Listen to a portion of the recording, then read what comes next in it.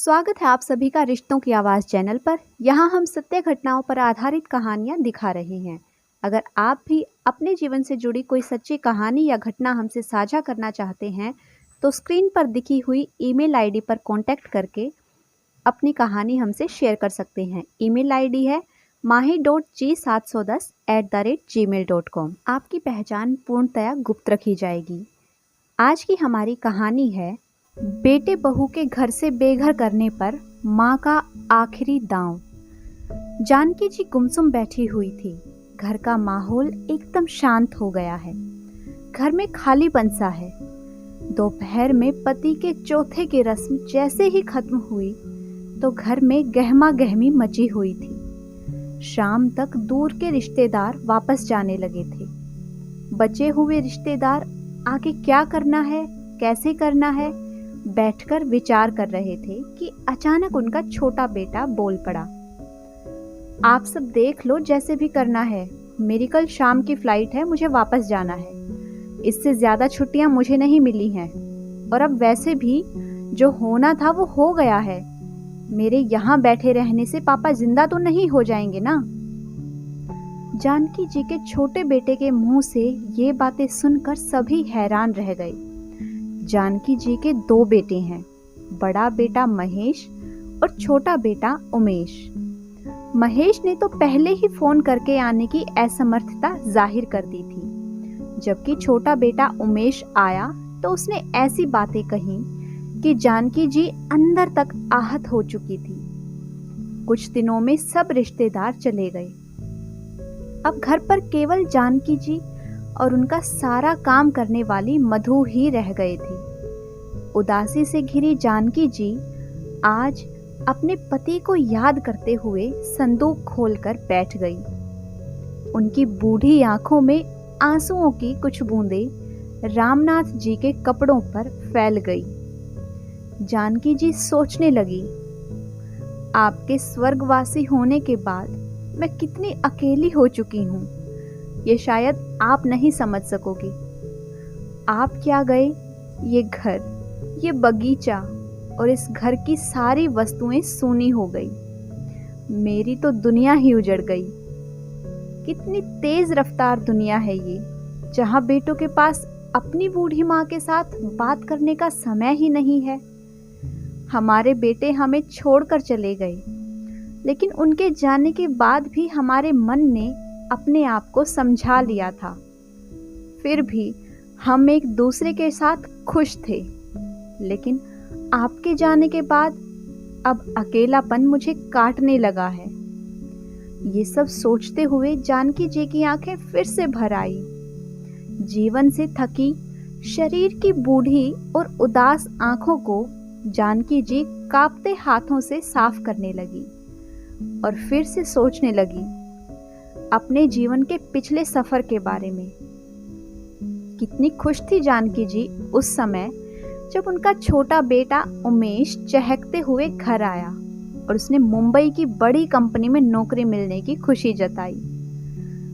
फिर मुंबई ऐसा गया कि वापस मुड़कर अपने माँ बाप की तरफ उसने देखा तक नहीं और वहीं शादी करके अपना घर बसा लिया। उमेश के मुंबई में सेटल होने के साथ साथ उसके बड़े भाई महेश को भी वहां जाने का नया नया शौक चढ़ा।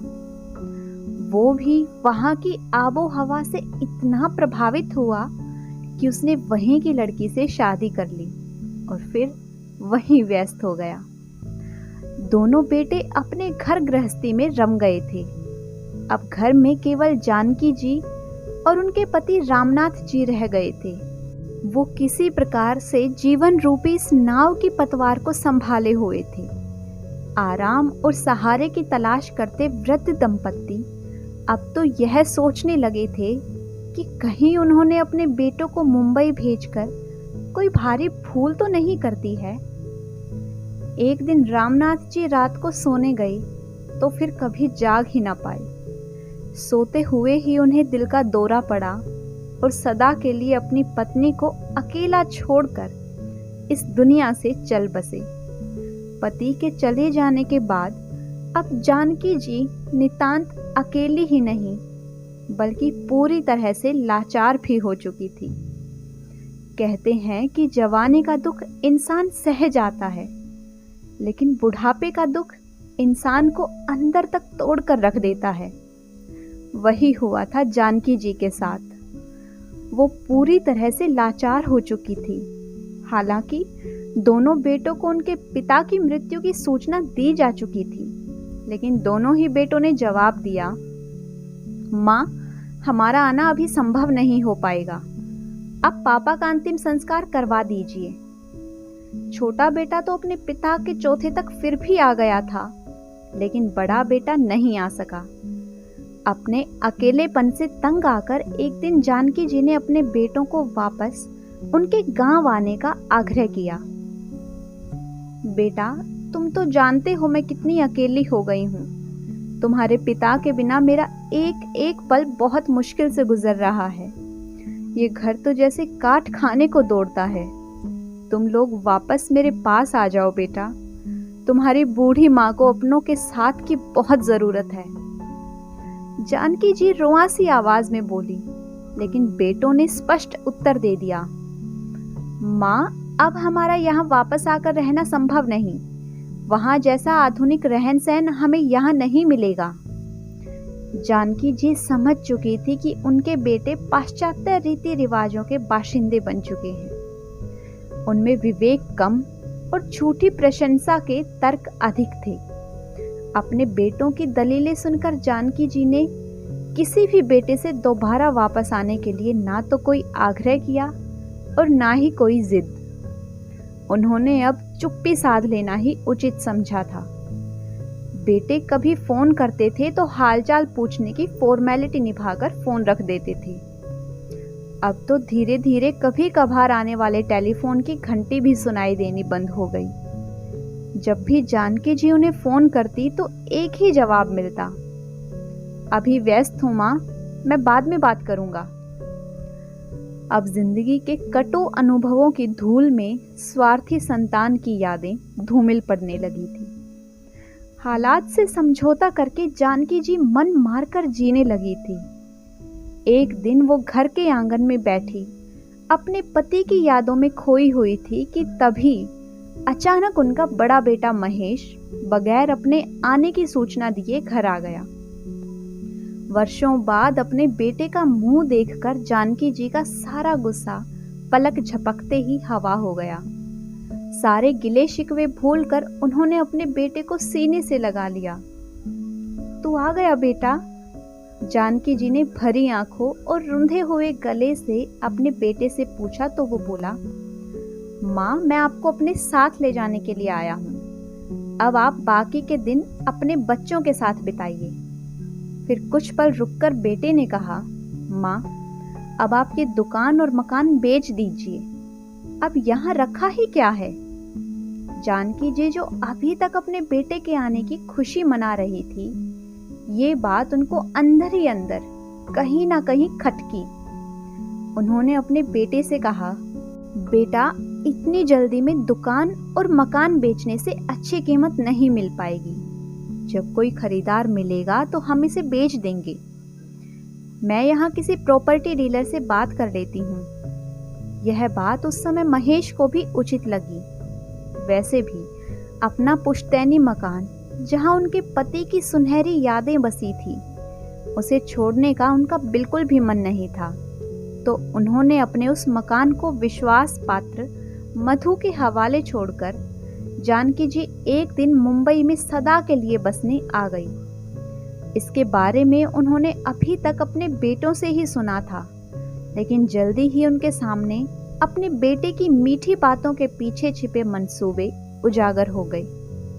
अब तो मुंबई में रहते हुए उन्हें 1 वर्ष होने को आया था और उसी 1 वर्ष में उन्हें क्या कुछ काम नहीं करना पड़ा। अपने पति के रहते जिस महिला ने कभी झाड़ू पोछा तक नहीं किया था, अब वही औरत अपने बच्चों के आदेश पर खाना बनाने और पानी पिलाने तक की व्यवस्था कर रही थी। अपने घर में रहते हुए उन्होंने कभी एक रुमाल तक नहीं धोया था। हर काम के लिए रामनाथ जी ने नौकरों की व्यवस्था कर रखी थी। मुंबई आकर बेटे के घर में वही औरत नौकरों की तरह सारे कपड़े धो रही थी।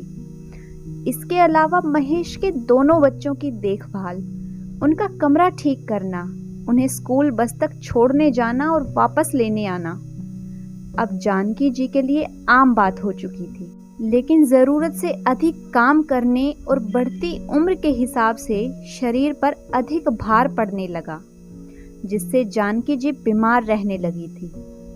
जब साधारण पेन किलर और बुखार की दवाइयों ने भी असर दिखाना बंद कर दिया, तो मजबूर होकर महेश उन्हें डॉक्टर के पास ले गया।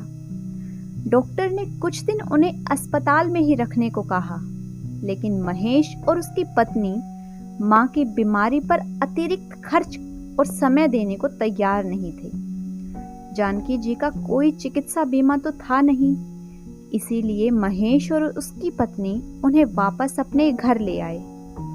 वो उसी बीमारी की हालत में काम करती रहती, लेकिन अब उन पर ज्यादा खर्च होते देख उनका व्यवहार बदलने लगा, क्योंकि उन्होंने तो सोचा था कि माँ को अपने पास बुलाकर रखने से उन्हें दोनों बच्चों को देखने के लिए एक बेबी सीटर मिल जाएगा, और दूसरा जानकी जी के आ जाने से एक नौकर रखने का खर्च बच जाएगा। अब महेश और उसकी पत्नी खुद को घाटे की स्थिति में पा रहे थे, और उधर जानकी जी की बूढ़ी और अनुभवी आंखों ने भी अपने बेटे और बहू के बदले स्वभाव को पहचानने में देर न लगाई। वो समझ गई कि अब उनका अपने बेटे और बहू के घर में रहना उन दोनों के लिए बोझ बन चुका है। अब उन्हें सब समझ आ रहा था कि महेश का अचानक से गांव लौटकर आना और उन्हें अपने साथ मुंबई ले जाना मातृ प्रेम और अपनत्व का एक बनावटी दिखावा था। सच तो यह था कि उन्हें अपने बच्चों की देखभाल और घर के कामकाज के लिए किसी नौकर की जरूरत थी, और अब जब वह बीमार रहने लगी हैं, तो बूढ़ी लाचार माँ बेटे बहू के लिए बोझ बन चुकी है। एक दिन उन्होंने महेश से कहा, बेटा, मेरा यहाँ रहने से कोई मतलब तो निकलता नहीं, बेहतर होगा कि मुझे वापस गांव भेजने का प्रबंध कर दो। इतना सुनते ही महेश गुस्से में आ गया, और उसकी पत्नी का गुस्सा तो 7वें आसमान पर था। वो चिल्ला कर बोली, क्या समझ रखा है आपने हमें? हमारे पास कोई पैसों का पेड़ है जिसे जब चाहे जितना चाहे तोड़ ले? हवाई जहाज की टिकट कितनी महंगी होती है ये पता भी है आपको? कहाँ से आएगा इतना पैसा? अब क्या हम खुद को गिरवी रख दें? अपने बेटे के सामने बहू के मुंह से ऐसी बातें सुनकर जानकी जी स्वयं को जमीन में गड़ने जैसी स्थिति में पा रही थी, और फिर महेश की तरफ देखते हुए बोली, तो बेटा मुझे उमेश के घर ही भेज दे, कम से कम तुम पर तो ज्यादा भार नहीं पड़ेगा। इस पर महेश अपनी पत्नी से भी अधिक झुंझलाते हुए बोला, मैंने छोटे को फोन किया था, लेकिन दोनों में से कोई भी आपको रखने के लिए तैयार नहीं है। उनका कहना है कि मैं ही आपको लेकर आया हूं, तो मैं ही इस मुसीबत को झेलूं। महेश के मुंह से अपने लिए ऐसी बातें सुनकर जानकी जी अपना माथा पीटने लगी। वो समझ गई थी कि किसी को उनसे कोई सरोकार नहीं है। फिर उस घड़ी को कोसने लगी जब बेटे की बातों में आकर उन्होंने अपना घर छोड़ा था, लेकिन अब कर भी क्या सकते थे? स्वयं को पूरी तरह हालात के हवाले छोड़ना ही एकमात्र रास्ता था उनके पास। लेकिन जानकी जी बहू की आंखों में खटकने लगी थी। आते जाते वो उन्हें तिरछी नजरों से देखती रहती थी। एक दिन बहू बड़े ही मान मनोहार के साथ बोली, माँ, आप घर बैठे बैठे बोर हो गई होंगी, चलिए आज आपको बाहर घुमा लाती हूँ। मुझे पता है आप वहाँ हर रोज मंदिर जाती थी, लेकिन यहाँ आपको बाहर जाने का समय ही नहीं मिलता। चलिए इसी बहाने आपका थोड़ा मन भी हल्का हो जाएगा। उनकी बहू उन्हें बाहर घुमाने के लिए लेकर आई और थोड़ी ही देर बाद बोली, माँ, मैं घर से फोन लेकर आना तो भूल ही गई। फोन से आपके यहाँ कुछ फोटो और वीडियो ले लेती। आप कुछ देर यहीं ठहरिए, मैं अभी वापस जाकर फोन ले आती हूँ, फिर हम यहाँ बहुत सारा समय साथ में बिताएंगे। इतना कहकर महेश की पत्नी वहां से निकल गई और फिर कभी उनके पास वापस नहीं आई। बेचारी जानकी जी अकेले ही वहां सड़क पर खड़े रहकर थक गई और जब उनसे कुछ भी ना बन पाया तो थक हार कर वहीं फुटपाथ पर बैठकर अपनी बहू के वापस आने का इंतजाम करने लगी। इस प्रकार प्रतीक्षा करते हुए और भूखे प्यासे बैठे बैठे उन्हें शाम हो गई। उनके पास पैसे भी नहीं थे और यहाँ मुंबई शहर का रास्ता भी उन्हें मालूम नहीं था। सोचा कि अपने बेटे को फोन करें, लेकिन उन्हें अपने बेटे का फोन नंबर भी याद नहीं था। कभी भूल कर भी उन्होंने यह बात नहीं सोची थी कि एक दिन यह नौबत भी आएगी। बैठे बैठे जब रात हो गई तो जानकी जी को भी आशंका होने लगी थी कि वो यहाँ संयोग से अकेले नहीं छूटी हैं, बल्कि उन्हें जानबूझकर अकेला छोड़ा गया है।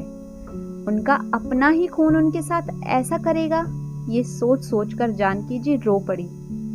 कुछ आने जाने वाले लोगों ने उनकी इस हालत को देखा और समझा तो जरूर, लेकिन किसी ने उनकी सहायता करने की जहमत नहीं उठाई। जानकी जी भगवान के सामने बैठकर खूब रोई और भगवान से पूछने लगी कि आखिर उन्होंने ऐसे कौन से कर्म किए थे जो आज उन्हें यह दिन देखना पड़ रहा है। प्रश्नवाचक दृष्टि से भगवान को देखते हुए वो निढाल हो वहीं पड़ी रही। तभी एक व्यक्ति की नजर जानकी जी पर पड़ी। व्यक्ति एक भला आदमी था। वो उनके पास बैठकर पूछने लगा, क्या हुआ माताजी, आप रो क्यों रही हैं? अनजान शहर में किसी के मुंह से हमदर्दी भरे शब्द सुनकर जानकी जी और भी जोर जोर से रोने लगी। व्यक्ति समझ गया था कि यह बुजुर्ग अपने बच्चों से दूर हो गई है। उसने उन्हें सबसे पहले पेट भर के खाना खिलाया और फिर उनसे उनकी परिस्थिति के बारे में जानकारी हासिल करने लगा। लेकिन जानकी जी को अपने बेटे और बहू के घर का ना तो कोई पता मालूम था और ना ही कोई फोन नंबर याद था। व्यक्ति ने जानकी जी को बताया कि हम पुलिस स्टेशन जाएंगे और वहां से आपके बेटे बहू का पता लगवाएंगे। लेकिन जानकी जी ने पुलिस वालों के पास जाने के लिए मना कर दिया। उन्होंने कहा, मुझे मेरे गांव वापस जाना है। व्यक्ति ने जानकी जी को अपने कमरे में रहने की जगह दे दी। जब जानकी जी कुछ सहज हुई तो व्यक्ति ने उनसे पूछा, माताजी, आप यहाँ कैसे पहुंची? तो जानकी जी ने उन्हें सब हालात बयां किए। इस पर व्यक्ति ने कहा, माताजी, बुरा ना माने तो एक बात कहूं, ऐसी घटनाएं तो यहाँ हर रोज होती हैं। बेटे बहू अपने बूढ़े माँ बाप को नौकर बनाकर यहाँ ले आते हैं, लेकिन अपने पास तब तक ही रखते हैं जब तक उनकी सेहत ठीक रहती है और उनके घर का काम कर सकते हैं। लेकिन जैसे ही उन पर बुजुर्गों की बीमारियों का खर्च बढ़ने लगता है, उन्हें बोझ समझकर इसी तरह बेघर कर देते हैं। व्यक्ति की बात सुनकर जानकी जी की आंखें फटी रह गई। वो उस समय को कोसने लगी जब उन्होंने अपने बेटे के साथ मुंबई चलने के लिए सहमति जताई थी। वो पूरी तरह से टूट चुकी थी। व्यक्ति ने उन्हें अपना फोन देते हुए कहा, अगर आपको वहां किसी का भी नंबर याद है तो आप वहां फोन कर सकती हैं। मैं आपके जाने की व्यवस्था करता हूं। जानकी जी ने अपनी नौकरानी मधु को फोन किया। मधु ने जैसे ही फोन उठाया तो जानकी जी का हालचाल पूछने लगी। अरे माँ जी, तबीयत तो ठीक रहती है ना आपकी? आपकी बहुत याद आती है। नौकरानी के मुंह से प्यार भरे शब्द सुनकर उनकी आंखें आंसुओं से सराबोर हो गई। उन्होंने उसे अपना हाल कह सुनाया और उसे टिकट के पैसों का इंतजाम करने के लिए गुजारिश की। मधु जानकी जी की यह हालत जानकर स्तब्ध रह गई। वह सोचने लगी कि बाबूजी के होते हुए माँ जी पर दुख की आंच तक न आई थी और आज वो इस हालत में बेगानी धरती पर जीने को मजबूर हैं।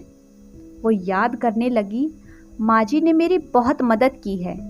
जब मेरे बच्चे घर में भूखे होते थे तो उन्होंने ना उनके खाने पीने का इंतजाम उठाया, बल्कि उनकी पढ़ाई का खर्च भी उठाया था। जब मैंने उन्हें पैसे वापस देने चाहे तो उन्होंने एक पैसा भी नहीं लिया था। आज उनके एहसान चुकाने का समय आ गया है। यह सोचकर मधु ने उनकी मदद करने की ठान ली और जैसे तैसे करके 5 दिनों के भीतर ही उनके बताए गए अकाउंट में पैसे पहुंचा दिए। और हफ्ते भर में जानकी जी वापस अपने घर पहुंच गई। घर पहुंचकर मधु से मिलकर वो रोए जा रही थी और उन्होंने उसे बताया कि किस तरह अनजान शहर में पल पल काटना उनके लिए कितना मुश्किल हो गया था। अगले दिन जानकी जी ने मधु को बुलाया और उससे पूछा कि तुमने पैसों का इंतजाम कहाँ से किया था? लाओ, जिसके भी वो पैसे थे मैं उन्हें लौटा दूं। लेकिन मधु उन्हें कुछ बताना नहीं चाहती थी। बहुत पूछने पर उसने बताया कि उसने अपनी सोने की अंगूठी गिरवी रखकर उनके लिए पैसों का इंतजाम किया था और फिर जानकी जी के चरणों में बैठकर कहने लगी, माँ जी, ये मदद तो कुछ भी नहीं है उस मदद के सामने जो आपने मेरी गरीबी में मेरे बच्चों को पढ़ाने लिखाने का खर्चा उठाने में मदद की थी। इतने एहसान हैं आपके मुझ पर, तो फिर मैं आपको ऐसी हालत में कैसे देख सकती थी। मधु की बातें सुनकर जानकी जी ने उसे गले से लगा लिया। अपने अतीत में झांकती जानकी जी की बूढ़ी और जीवन से थकी धुंधली आंखों में फिर से आंसू भर गए। उन्होंने अपने पति की तस्वीर को सीने से लगा लिया। आज भी अपने बेटों के बारे में सोच सोच कर वो अपने मानसिक संताप से उभर नहीं पा रही थी। उनका शरीर दिन ब दिन कमजोर होता जा रहा था। फिर ऐसा समय भी आ गया जब जानकी जी ने बिस्तर पकड़ लिया। वो शौच के लिए उठने और चलने को भी लाचार हो गई थी। लेकिन मधु ने उनकी दिन रात सेवा की। बिना हिचकिचाहट के उनके बिस्तर की गंदगी भी मधु साफ कर देती थी। जब उनकी हालत ज़्यादा खराब रहने लगी तो उन्होंने वकील को बुलाकर अपनी दुकान, मकान और खुद की संपत्ति की वसीयत करा दी। उन्होंने मधु को भी बता दिया था कि उनकी वसीयत उनके वकील गोविंद जी के पास रखी है और उनकी मृत्यु होने पर अंतिम संस्कार से पहले उनकी वसीयत पढ़ाई जाए। उसके बाद ही उनका अंतिम संस्कार किया जाए। आखिर वह दिन भी आ गया जब उनके घर के आंगन में उनका पार्थिव शरीर रखा था। उनके रिश्तेदारों ने दोनों बेटों को फोन करके खबर पहुंचा दी थी। अगले दिन तक वो दोनों भी पहुंच गए। वकील साहब को भी खबर कर दी गई। उनके पहुंचते ही सबकी नजरें उनके चेहरे पर टिक गई। वकील साहब ने वसीयत पढ़नी शुरू की। मैं जानकी, धर्मपत्नी स्वर्गीय श्री रामनाथ, अपने पूरे होशो हवास में अपनी वसीयत की घोषणा करती हूँ कि मैं अपने पुश्तैनी मकान को अपनी नौकरानी मधु के नाम करती हूँ। मेरे बैंक अकाउंट में ज़्यादा तो कुछ नहीं रखा, केवल मेरे घर खर्च से बचाए गए 1 लाख रुपए हैं, जिन्हें मैं मधु को देना चाहती हूँ। मेरे जितने भी गहने हैं वो सब मैं मधु को सुपुर्द करना चाहती हूँ, ताकि इसकी बेटियों की शादी में वो गहने मधु के काम आ सकें। यह बात सुनते ही दोनों बेटों की त्योरियां चढ़ गई, लेकिन उन्होंने उस समय शांत रहना ही उचित समझा। लेकिन वहीं मधु बार बार रोए जा रही थी। वकील साहब ने वसीयत पढ़नी जारी रखी। अपने पति रामनाथ जी की दुकानों को मैं अपने दोनों बेटों में बराबर बराबर बांटती हूँ, क्योंकि यह मेरे पति की इच्छा थी। इसके अतिरिक्त मैं इन्हें किसी भी अन्य संपत्ति का हकदार नहीं मानती। मेरे पार्थिव शरीर को मुखाग्नि देने का अधिकार मेरे बेटे पहले ही खो चुके हैं। मैं अपने शरीर को किसी अस्पताल में दान कर देना चाहती हूँ। मधु मेरी सगी बेटी नहीं है, लेकिन मैं उसे अपने बेटों से भी बढ़कर मानती हूँ। असल में संतान का सुख तो मुझे उसी से प्राप्त हुआ है। मेरा खून ना होते हुए भी उसने मेरी सेवा ऐसे की जैसे एक माँ अबोध बच्चे को पालती है, बिल्कुल निस्वार्थ भाव से। इतना बड़ा अंतर है मेरी खुद की संतान और मधु में। मेरी अपनी औलाद, जिनको मैंने केवल जन्म दिया था और उनके पालन पोषण में कभी कोई कमी नहीं होने दी। हमने उन्हें इस काबिल बनाया कि वो सिर उठाकर जी सकें। इतना सब कुछ होने के बाद भी कितने आश्चर्य की बात थी कि मेरी अपनी संतान ने मुझे अपने घर से बेघर इस तरह कर दिया जैसे उनका मुझसे कोई रिश्ता ही नहीं है। वकील साहब थोड़ी देर के लिए रुके और अपने आंसू पोंछने लगे। आसपास खड़े सभी रिश्तेदारों की भी आंखें भर आई थी। इसके बाद उन्होंने अंतिम पंक्ति पढ़ी। भगवान से यही प्रार्थना करती हूँ कि बुढ़ापे में जो दिन हमें देखने पड़े, ऐसे दिन मेरे बेटों को कभी ना देखने पड़े। वसीयत सुनने वाले हर एक इंसान की आंखों में आज आंसू थे और दोनों बेटे शर्मिंदगी से एक दूसरे का चेहरा देख रहे थे। रिश्ता ना होते हुए भी मधु ने साबित कर दिया था कि इस दुनिया में एक ऐसा रिश्ता अभी भी है जिसे केवल एक ही नाम से जाना जाता है, इंसानियत। तभी अस्पताल से एम्बुलेंस आई और जानकी जी के शरीर को उठाकर ले गई और उनके बेटों के पास ताउम्र पछतावे के अलावा और कुछ शेष नहीं बचा था। तो दोस्तों, अगर आप सभी को आज की मेरी ये कहानी पसंद आई है तो वीडियो को लाइक कीजिए, शेयर कीजिए। साथ ही अगर आपने अभी तक मेरे चैनल को सब्सक्राइब नहीं किया है तो जल्दी से चैनल को सब्सक्राइब कर लें। Thanks for watching.